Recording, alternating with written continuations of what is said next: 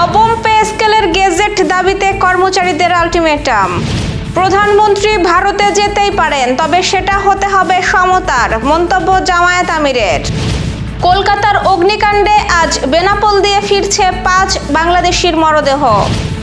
বিশ্বকাপ ফাইনালে সংঘর্ষ, আর্জেন্টিনার 5 জনের শাস্তি। নেকড়ের পালায় বেড়ে ওঠা স্পেনের মোগলি আর নেই। দর্শক, গ্রামীণ কাগজের সকালের সংবাদে আপনাকে স্বাগত। আপনাদের সাথে আছি আমি স্বপ্না দেবনাথ। শুনছিলেন প্রধান শিরোনাম, এছাড়াও রয়েছে রাশিফল। এবার চলুন যাওয়া যাক মূল আয়োজনে।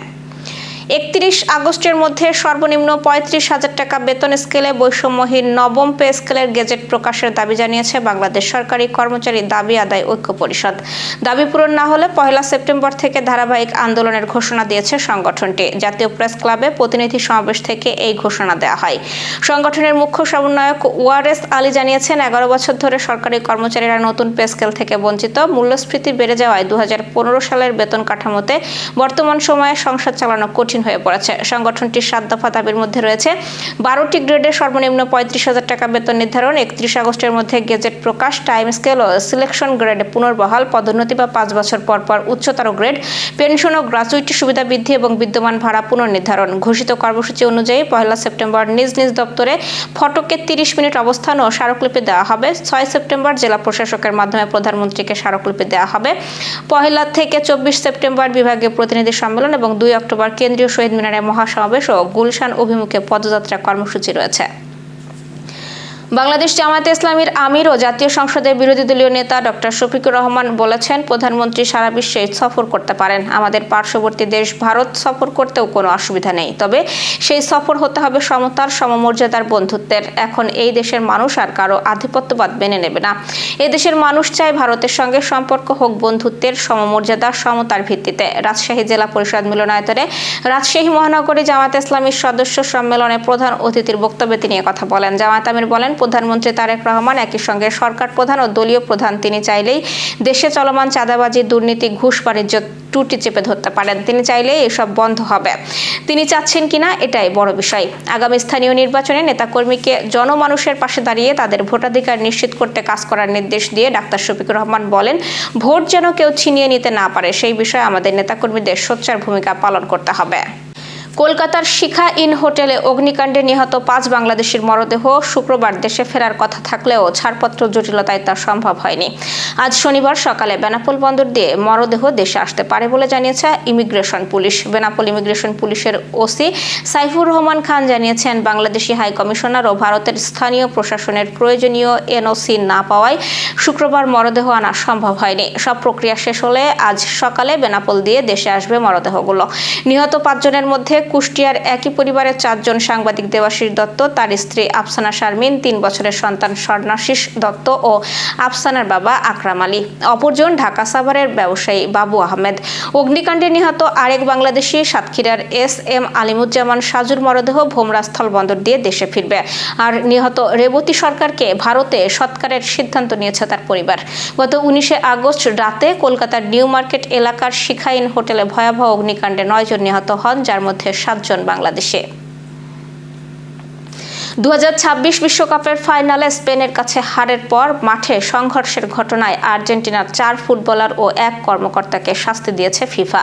মিডফিল্ডার লিয়ান্দ্রো পারদেসকে 10 ম্যাচ নিষিদ্ধ করে $90,000 এবং নাহুয়েল মেলিনাকে 7 ম্যাচ নিষেধাজ্ঞার সঙ্গে $90,000 জরিমানা করা হয়েছে। থিয়াগো আলমাদা ও পার্লো মার্তিন গাভিরা নিষিদ্ধ হয়েছেন 1 ম্যাচ করে এবং জরিমানা হয়েছে $30,000 করে। দলের কর্মকর্তারা রবার্তো আয়ালকে 3 ম্যাচ নিষিদ্ধ করে $30,000 জরিমানা করা হয়েছে।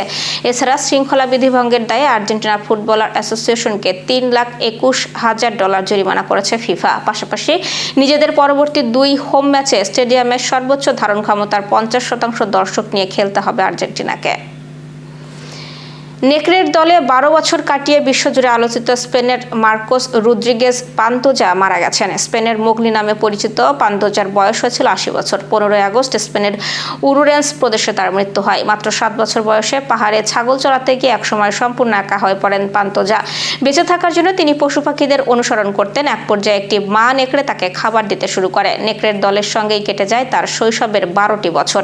1965 সালে 19 বছর বয়সে তাকে পাহাড় থেকে উদ্ধার করা হয়। তখন মানুষের ভাষা ও সামাজিক জীবন তার কাছে ছিল প্রায় অচেনা।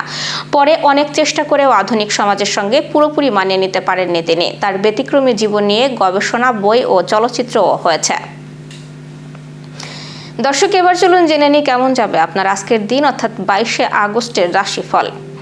মেষ রাশির সম্পত্তির ব্যাপারে চাপ বৃদ্ধি পাবে। অবিশ্বাসীকে নতুন করে বিশ্বাস করবেন না এবং পুরানো সম্পর্কে জোর দিন। বৃষ রাশি, ব্যবসায়ে ভালো লাভের ইঙ্গিত আছে এবং প্রাকৃতিক দুর্যোগে ক্ষতির কারণ হতে পারে। মিথুন রাশি, টানা মানসিক চাপে শরীর নিয়ে কষ্ট পেতে পারেন। পরিবারের সাথে বিবাদে যাবেন না এবং সম্পত্তি সংক্রান্ত ঝামেলা না মিটালে সমস্যা আরও বাড়বে।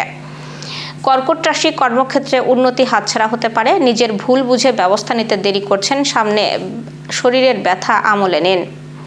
সিংহ রাশি, আইনি কাজে অতি উৎসাহিত হবেন না। রাজনৈতিক জীবনে ক্যারিয়ার করতে হলে সচেতন হতে হবে। কন্যা রাশির, সিদ্ধান্তহীনতা ক্ষতির কারণ হতে পারে। প্রিয়জনের কোনো কাজে সংসারে অশান্তি বাড়বে এবং বাড়তি উপার্জনেরও যোগ আছে। তুলা রাশি, সংসারে আজ বড় পরিবর্তন ঘটতে পারে। সব কাজের জন্য একটু ধৈর্য ধরতে হবে। অতীতের সাথে আগামী কাজের তুলনা করবেন না। বৃশ্চিক রাশির, পরিবারে বিবাদের আশঙ্কা রয়েছে। আপনার ব্যক্তিত্ব আকর্ষণীয় মনে হবে আজ এবং পরিবারের সাথে সময় কাটালে মনের জট খুলতে পারে। ধনু রাশির, নিজের উদাসীনতায় শরীরের ক্ষতি হতে পারে। শত্রুপক্ষের সঙ্গে আপোষ করে নিজের কাজ উদ্ধার করুন এবং চাপ সামলে আনন্দ উপভোগ করতে হবে।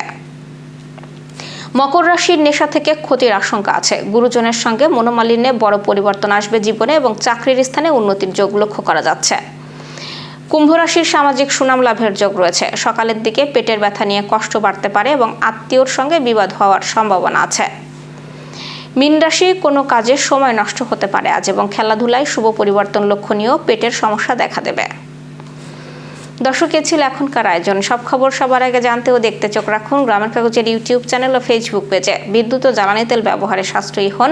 আপনার কোনো প্রশ্ন বা তথ্য থাকলে জানাতে পারেন কমেন্টে। এতক্ষণ সাথে থাকার জন্য ধন্যবাদ। পরবর্তী খবর দেখুন বেলা 2টায়।